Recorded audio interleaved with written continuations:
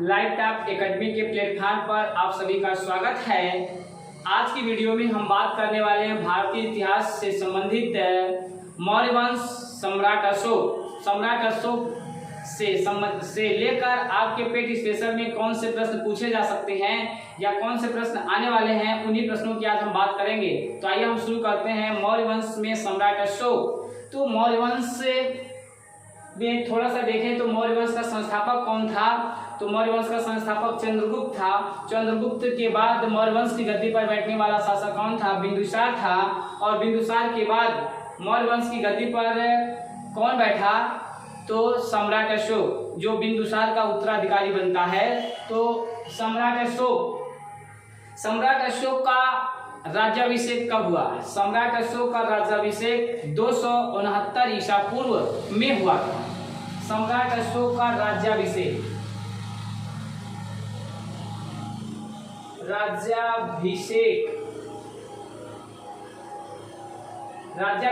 कब हुआ? तो 269 ईसा पूर्व में सम्राट अशोक का राज्याभिषेक हुआ।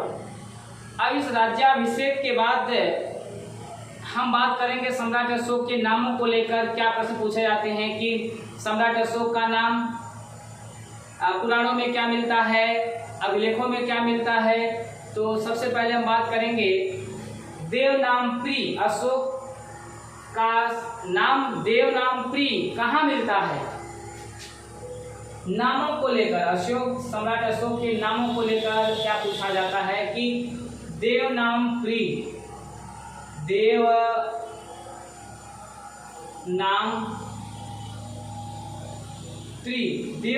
का मतलब होता है देवताओं का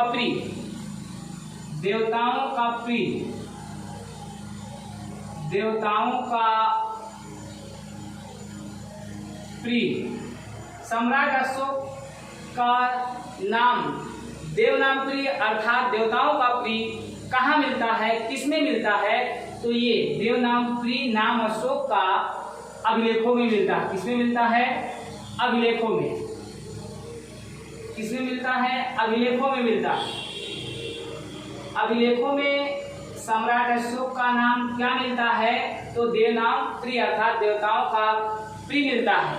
अब इस जो देवनामप्री नाम मिलता है अशोक का अभिलेखों में, तो किस अभिलेख में मिलता है देवनामप्री या अर्थात देवताओं का प्रिय? तो ये जो भाब्रू या बैराट अभिलेख है, इस अभिलेख में साक्ष्य के रूप में मिलता है। किस अभिलेख में? भाब्रू या बैराट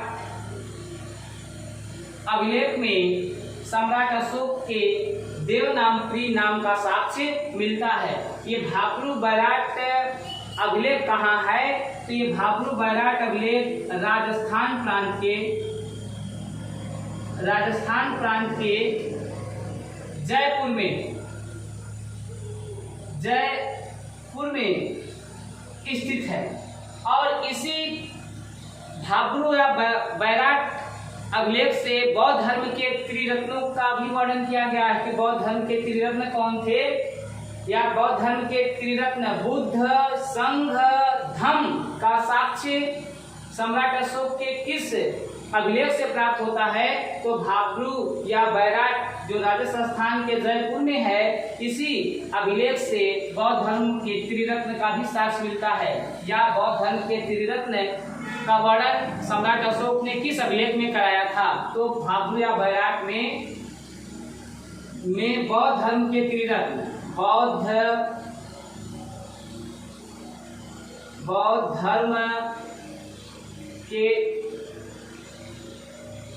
त्रिरत्न बुद्ध, धम्म और संघ का वर्णन मिलता है। अब सम्राट अशोक को अशोकवर्धन कहा गया है। क्या कहा गया है? अशोकवर्धन।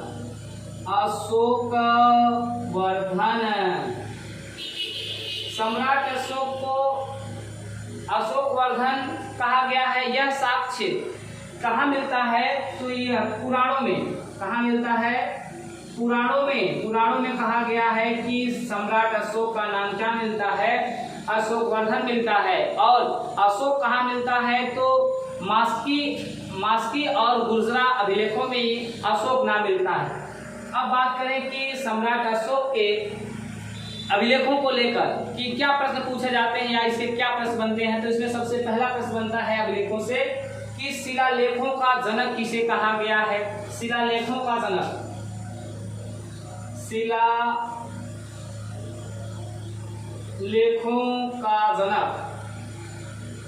शिलालेखों का जनक किसे कहा गया है? सम्राट अशोक को। सम्राट अशोक को शिलालेखों का क्या कहा गया है? जनक कहा गया है। सम्राट अशोक ने 14 बड़े शिलालेखों का या अभिलेखों का को लिखवाया था। तो इसमें हम सबसे बात पहले करेंगे कि जो शिलालेख या अभिलेख होते हैं, अभिलेखों के अध्ययन को क्या कहा गया है? अभिलेखों के अध्ययन को क्या कहा गया है?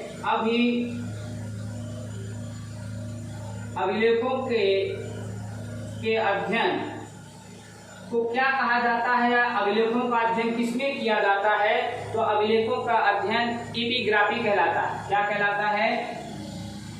एपिग्राफी कहलाता है। यानी एपिग्राफी में किसका अध्ययन किया जाता है? तो अभिलेखों का अध्ययन किया जाता है। अब बात करते हैं कि सम्राट अशोक के अभिलेखों को सबसे पहले किसने खोजा? सम्राट अशोक के अभिलेखों को किसने खोजा था? तो 1750 ईस्वी में टी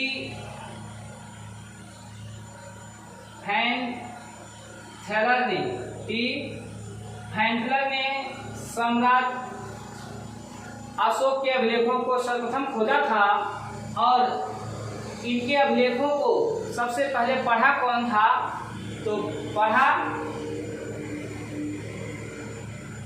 1837 ईस्वी में जेम्स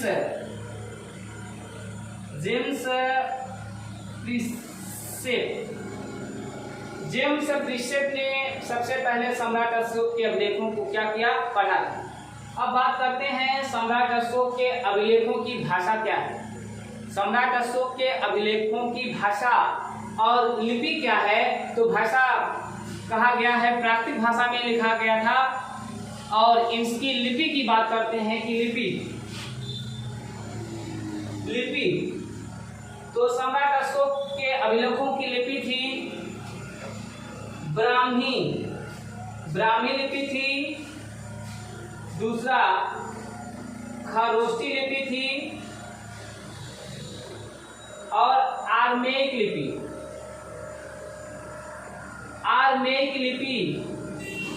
में अभिलेखों को लिखा गया था। अब ये प्रश्न यह पूछा जाता है कि जो ब्राह्मी लिपि में कौन से अभिलेख लिखे गए हैं?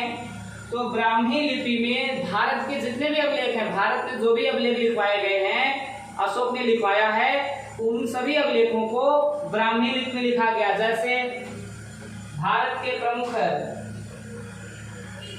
के अभिलेख जो ब्राह्मी लिपि में लिखे गए, जैसे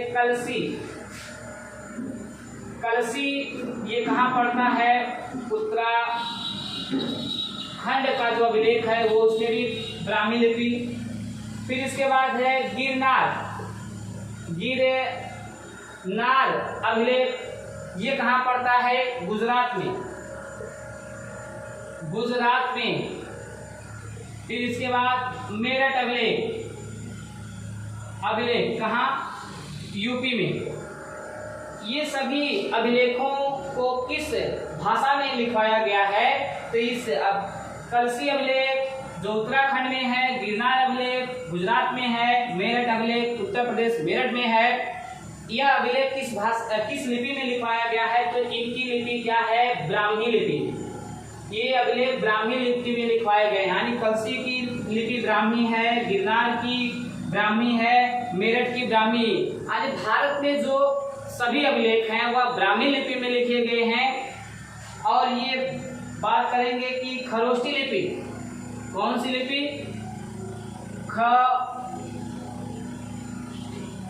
खरोष्ठी लिपि। खरोष्ठी लिपि का प्रयोग कहाँ के अभिलेखों में किया गया है? तो सम्राट अशोक ने जो पाकिस्तान में अभिलेख लिखवाए हैं, पाकिस्तान के जो अभिलेख, जिसमें शाहबाजगढ़,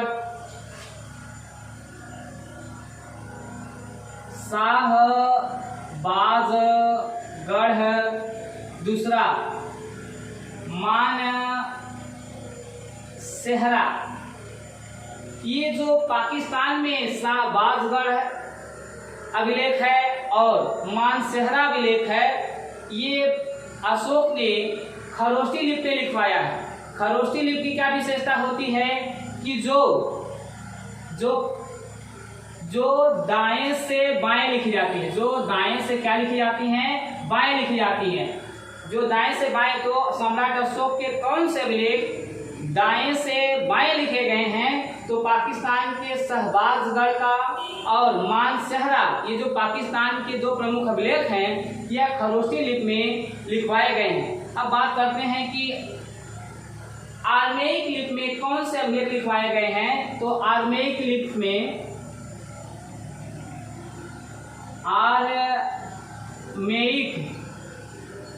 लिपि में जो तक्षशिला का अभिलेख है वह लिखवाया गया है। तक्षशिला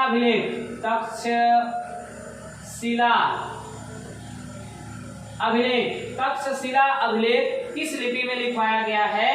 तो आर्मेइक लिपि में इसको लिखवाया गया है। तो अभिलेखों से संबंधित एक प्रश्न बनता है कि अभिलेखों या शिलालेखों का जन्म किसे कहा गया है?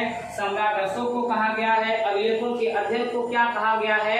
एपिग्राफी कहा जाता है। सम्राट अशोक के अभिलेखों को सबसे पहले किसने खोजा? तो 1750 ईस्वी में किसने खोजा? टी फैंकलर ने खोजा। और सम्राट अशोक के अभिलेख को सबसे पहले किसने पढ़ा? तो जेम्स प्रिप्सक ने पढ़ा। कब? 1837 ईस्वी में। सम्राट अशोक के अभिलेखों की भाषा क्या है? तो प्राकृतिक भाषा में लिखवाया गया। लेकिन इसमें लिपियों को लेकर एग्जाम में बहुत प्रश्न पूछा जाता है कि ब्राह्मी लिपि में कौन से अभिलेख लिखवाए गए? तो भारत में ब्राह्मी लिपि में कलसी का अभिलेख, गिरनार का अभिलेख, मेरठ अभिलेख, सभी ये ब्राह्मी लिपि है। यानी जो भारत में सम्राट अशोक ने अभिलेखों को लिखवाया, उन अभिलेखों को किस लिपि में? ब्राह्मी लिपि में लिखा गया है। लेकिन जो पाकिस्तान का शाहबाजगढ़ और मानसेहरा अभिलेख है वह खरोष्ठी लिपि में, यानी ये जो दाएं से बाएं में लिखा गया है। और आर्मेइक लिपि में कौन सा अभिलेख लिखवाया गया है? तक्षशिला अभिलेख आर्मेइक लिपि में लिखवाया गया। अब बात करते हैं हम कि सम्राट अशोक का कलिंग युद्ध, कौन सा युद्ध है? कलिंग युद्ध। तो इसमें सबसे पहले यह प्रश्न पूछा जाता है, कलिंग युद्ध राज्याभिषेक के कितने वर्ष बाद हुआ था? तो ये युद्ध की बात करेंगे, युद्ध की, तो 261 ईसा पूर्व में कलिंग युद्ध हुआ। राज्याभिषेक के कितने वर्ष बाद? 8 वर्ष बाद कलिंग युद्ध हुआ। इस कलिंग युद्ध का वर्णन सम्राट अशोक के किस अभिलेख में मिलता है? तो 13वें अभिलेख में। किसमें? 13वें अभिलेख में। 13वें अभिलेख में किस युद्ध का वर्णन मिलता है? तो कलिंग युद्ध का वर्णन मिलता है। कलिंग युद्ध में कहा जाता है कि जब 261 ईसा पूर्व में कलिंग युद्ध हुआ तो इस युद्ध में 1 लाख लोगों की जानें चली गई थी और 1.5 लाख लोग निर्वसित जीवन व्यतीत करने लगे थे। इस घटना से सम्राट अशोक का हृदय क्या हो गया? आहत हो गया और सम्राट अशोक ने अपना हृदय क्या कर लिया? परिवर्तन कर दिया। और परिवर्तन करने के साथ यानी इस युद्ध के बाद उन्होंने एक प्रतिबंध लगा दिया कि कौन सा प्रतिबंध? पशु बलि पर रोक लगा दिया या जीवों की हत्या पर रोक। यह प्रश्न पूछा जाए कि सम्राट अशोक ने कलिंग युद्ध के बाद किस पर प्रतिबंध लगा दिया? तो पशु बलि पर रोक लगा दिया। कलिंग युद्ध के बाद सम्राट अशोक ने पशु बलि पर प्रतिबंध लगा दिया या जीव हत्या पर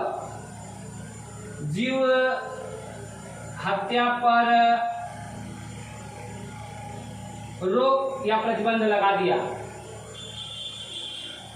फिर इसमें यह प्रश्न पूछा जाता है कि अभिलेखों के बाद ये जो युद्ध हुआ 8वें वर्ष राज्याभिषेक के बाद, तो इस युद्ध के बाद सम्राट अशोक ने कौन से धर्म की स्थापना किया? तो सबसे इम्पोर्टेंट प्रश्न बनता है कि सम्राट अशोक जब हृदय अपना परिवर्तन कर लिया तो उसने दिग्विजय के स्थान पर धर्म विजय की क्या कर दिया? स्थापना किया। इस युद्ध के बाद सम्राट अशोक ने दिग्विजय के स्थान पर दिग्विजय के स्थान पर धर्म विजय की स्थापना कर दिया। और ये दिग्विजय के स्थान पर धर्म विजय की स्थापना का साक्ष्य किस अभिलेख में मिलता है?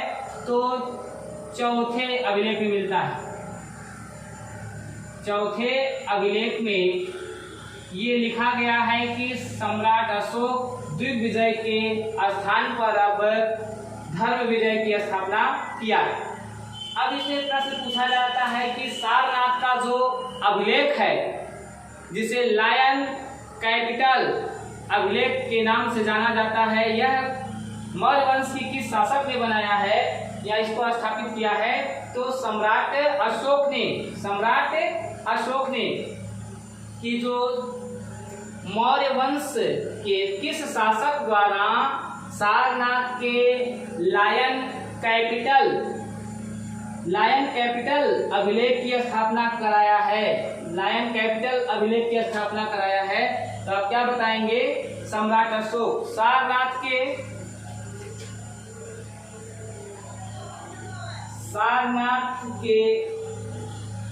अभिलेख को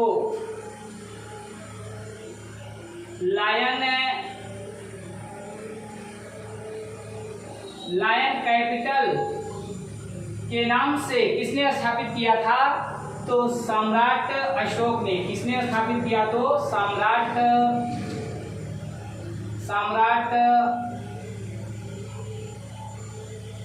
अशोक ने स्थापित किया था। ये लायन कैपिटल अभिलेख कहाँ है? सारनाथ में है, वाराणसी में पड़ता है। अब इसमें बात करते हैं कि सम्राट अशोक के द्वारा जो एक रज्जुक अधिकारी होता था, वह कौन सा अधिकारी होता था? रज्जुक अधिकारी जो होता था, रज्जुक अधिकारी यह जिले का अधिकारी के बराबर होता था, जो क्या करता था? जो भूराजस्व और न्याय दोनों क्षेत्रों का अधिकार प्राप्त है।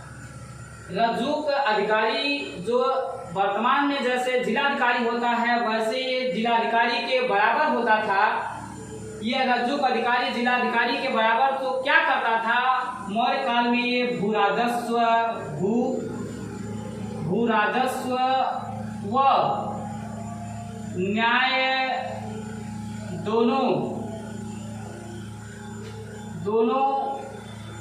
क्षेत्रों का अधिकारी होता था। यानी इसके अंदर में भूराजस्व और न्याय दोनों इसके हाथों में निहित होती थी। और इसमें कहा जाता है कि मौर्य काल में जो व्यापार करने वाला काफिला होता है या जो कर्मा होता है, उसको कौन सी संज्ञा दी गई है? तो जो व्यापार का काफिला होता था, व्यापार का जो काफिला होता था, काफिला या जो कारमा जिसको कहते हैं, कारमा होता था, उसको क्या कहा जाता था? उसको सार्थवाहक कहा जाता था। सार्थवाहक कौन होता था? तो जो व्यापार करने का जो काफिला होता था या जो कारवां होता था उसको क्या कहा जाता था? सार्थवाहक कहा जाता था। राज्याभिषेक के 20वें वर्ष में सम्राट अशोक कहाँ की यात्रा करते हैं या कहाँ की यात्रा पर जाते हैं? तो सम्राट अशोक राज्याभिषेक के 20वें वर्ष बाद, राज्याभिषेक के 20वें वर्ष में कहाँ जाते हैं या बाद कहाँ जाते हैं? तो ये लुम्बिनी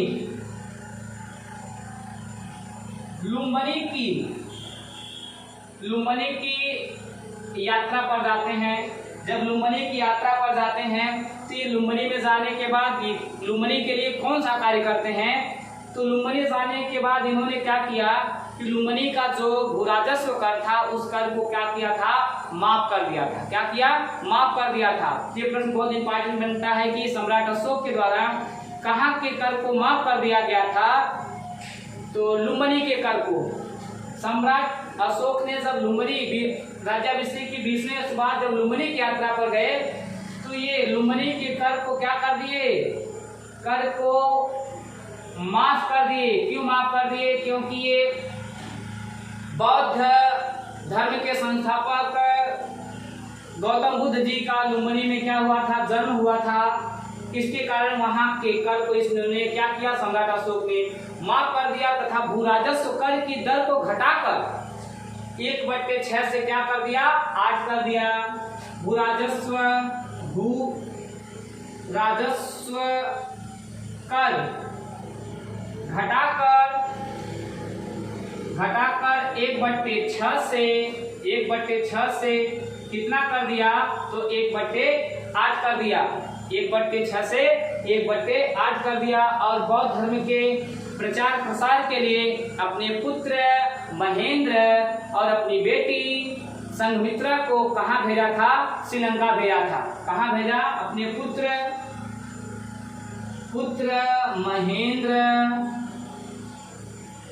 महेंद्र और पुत्री संघमित्रा को बौद्ध धर्म के प्रचार के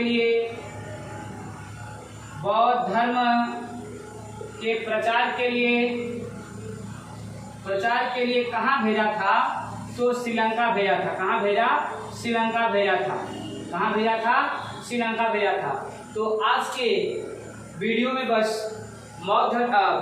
सम्राट अशोक से संबंधित ये प्रश्न जो पेट स्पेशल में बनते हैं उनकी बात हमने कर लिया। अगली वीडियो के साथ हमारे साथ आप बने रहिए। कल आपको जल्द ही लाइव टॉप एकेडमी की ओर से आपको अगली वीडियो से रूबरू करवाया जाएगा। तब तक के लिए लाइव टॉप एकेडमी परिवार की ओर से धन्यवाद।